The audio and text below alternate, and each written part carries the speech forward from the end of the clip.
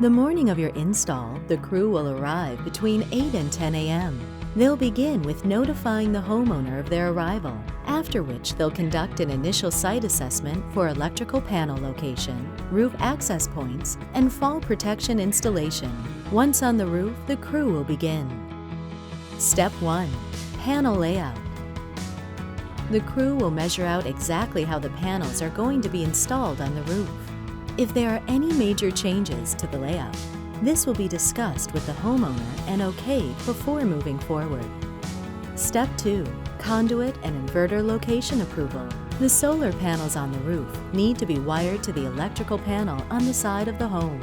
In most cases, we need to run electrical conduit along the side of the home to the electrical panel. We'll also need to install an inverter and monitoring system on the wall next to the electrical panel. Our technician will review the location of both with the homeowner for their approval. Step 3. Standoff installation. The standoffs are what secure the solar system to the home. The standoffs are lag bolted through the plywood decking and into the structural support of the roof. Step 4. Rail install. Once the standoff installation has been finished, the rails are then installed along the standoffs. The solar panels will be secured to the rails in a later step. Step 5. Optimizer or microinverter install. The crew will then install the optimizers or microinverters, depending on the type of system you chose. They get bolted to the rails, one for each solar panel. Step 6. Inverter and monitoring installation. The inverter and monitoring system will then be permanently installed on the wall in the approved location. Step 7. Electrical conduit.